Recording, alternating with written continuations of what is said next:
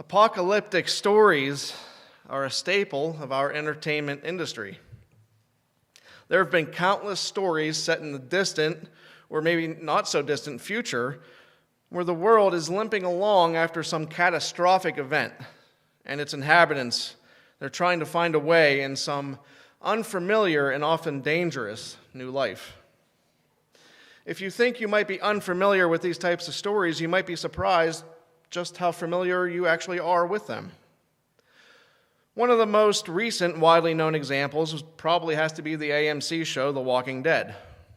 It now has 11 seasons under its belt. It began airing way back in Halloween 2010 and is just about to wrap up its final episodes in the coming weeks.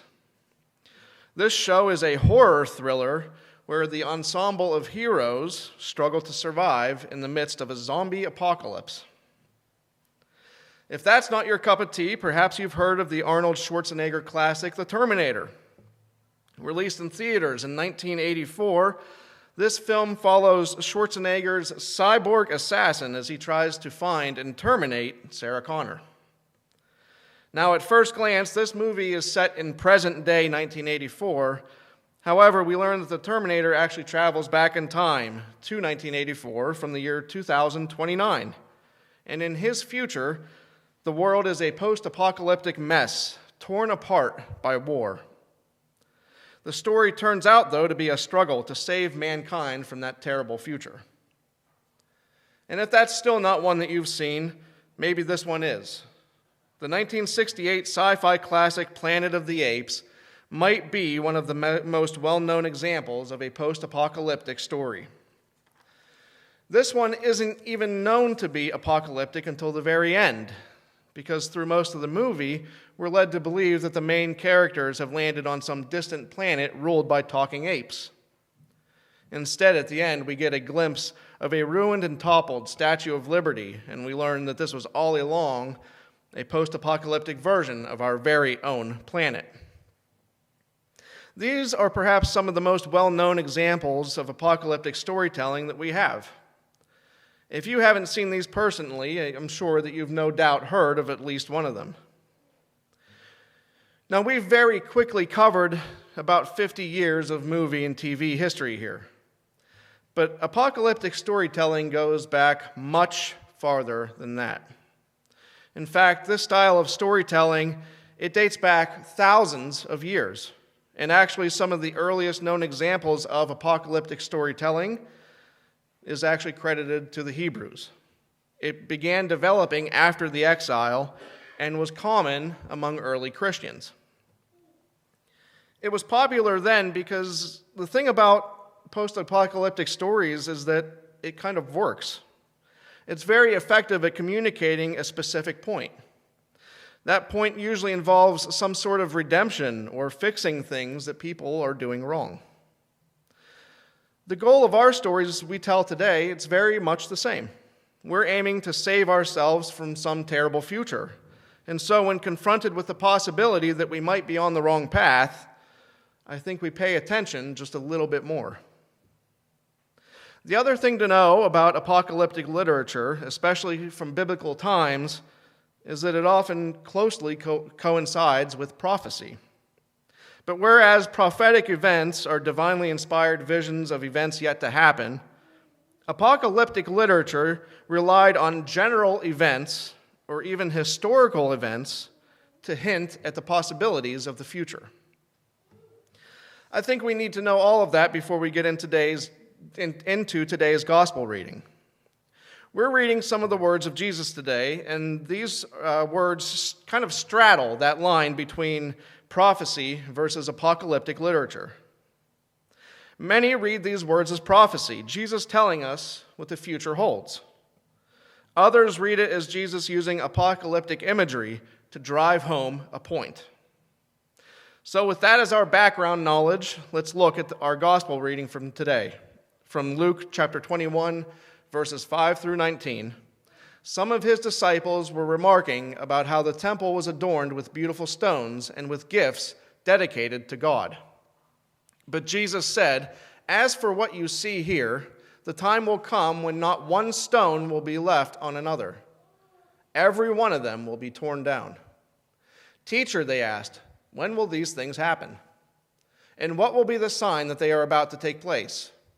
He replied, watch out that you are not deceived, for many will come in my name, claiming I am he, and the time is near.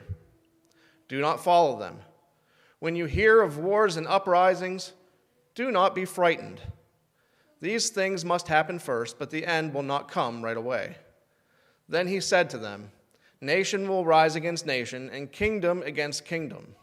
There will be great earthquakes, famines, and pestilences in various places, and fearful events and great signs from heaven. But before all this, they will seize you and persecute you. They will hand you over to synagogues and put you in prison, and you will be brought before kings and governors, and all on account of my name. And so you will bear testimony to me, but make up your mind not to worry beforehand how you will defend yourselves. For I will give you words of wisdom that none of your adversaries will be able to resist or contradict. You will be betrayed even by parents, brothers and sisters, relatives and friends, and they will put some of you to death. Everyone will hate you because of me, but not a hair on your head will perish. Stand firm, and you will win life. There's a lot to unpack there, and there's some heavy stuff in those verses. But let's start here. What is Jesus saying? Like we established already, many people believe, and possibly rightly so, that this is Jesus giving us a description of the end times. The temple will be destroyed, false prophets will start popping up, and the world will be filled with war, earthquake, famines, and more. Not only that, but Christians will be persecuted and put to death. These aren't happy words from Jesus. They're rather unsettling. But let's look a little bit closer at these events. Jesus specifically says that the temple in Jerusalem will be torn down. But by the time Luke wrote that history, that had already happened. The other events that Jesus mentions are somewhat general in nature. There have been countless false prophets, wars, famines, and earthquakes in the years before and since Jesus said those words. Now, Jesus could be purposefully telling us these things rather vaguely. We know we're not to know the time that Christ will come again, so this could be a way to kind of keep us guessing, to always be ready. Could be like a jack-in-the-box vision of the future. We know that clown is going to pop out of that box eventually, so we might as well be ready for it all along. So if Jesus gives us these signs that we have seen before and signs that we will see again, maybe it's a way to keep us ready. Or perhaps Jesus has a different message.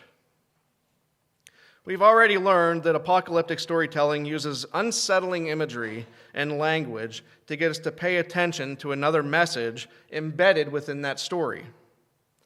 Could Jesus be getting our attention here to tell us something rather important? And within all of this scary stuff, Jesus does have a very important underlying message. Do not be afraid. Why? Because Jesus tells us that he will be there to help us in our darkest times. Even more than that, God will protect us. And not to leave out, if we stand firm, we're going to win life. You know, this isn't a passage meant to inspire fear in us. It's quite the opposite. It's meant to inspire hope. When things of this world crumble, when natural disasters rage, when wars cause pain and death, and when people deceive us into trusting them, God is there through all of it. We have nothing to fear. We have every reason to remain firm in our faith. Now, this isn't to say that we don't need any reminders to be ready for a time that Christ comes again. We absolutely do.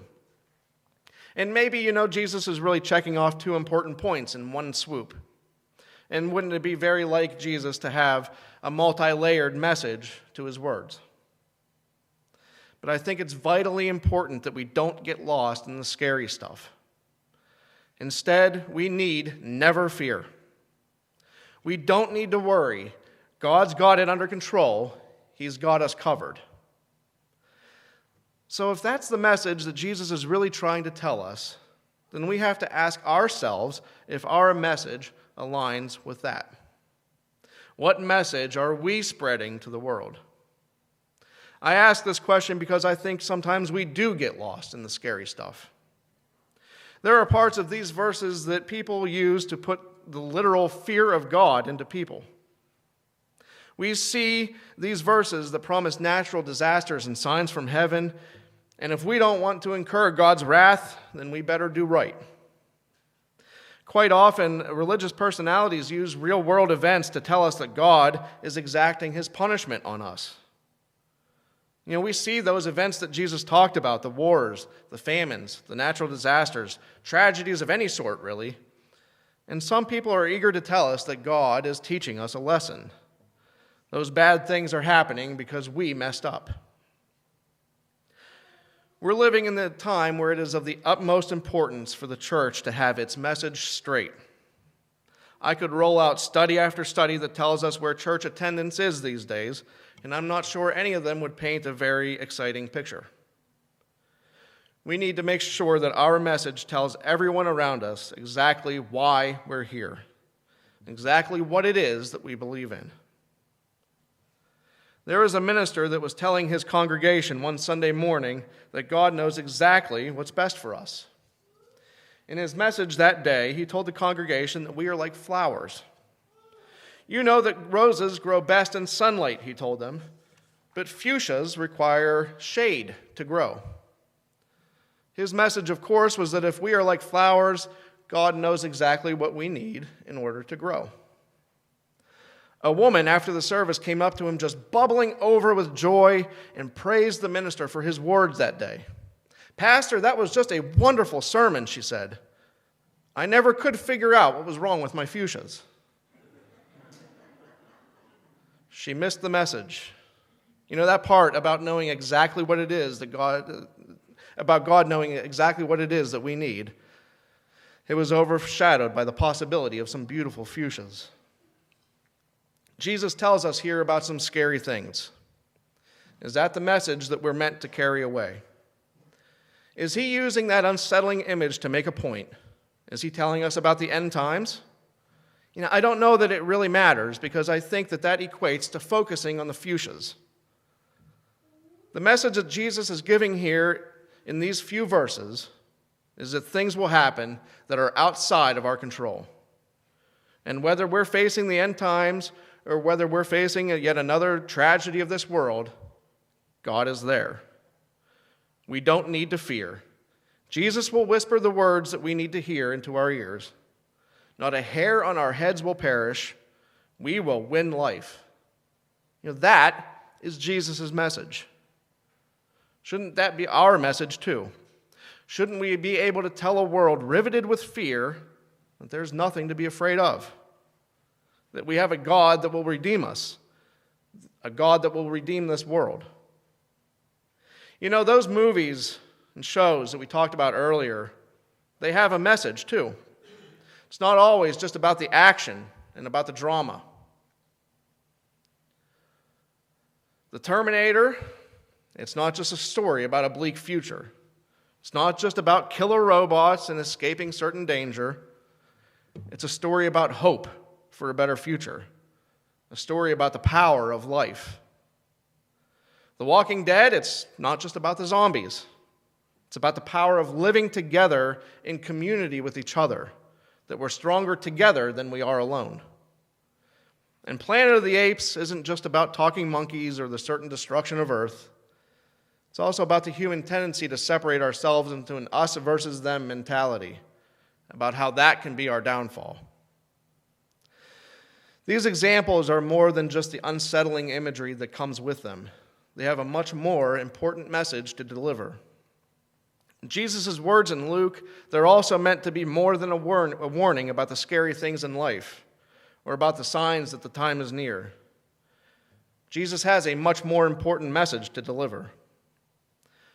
What's the message we are delivering? Are we focusing on the scary stuff? Or are we delivering a message of hope? Are we telling the world about a God who loves us and protects us, no matter how scary the world around us might be? If Jesus can deliver that message of hope, and certainly if Hollywood can deliver that message of hope, then I think that we should be able to deliver that message too. And all of God's people said,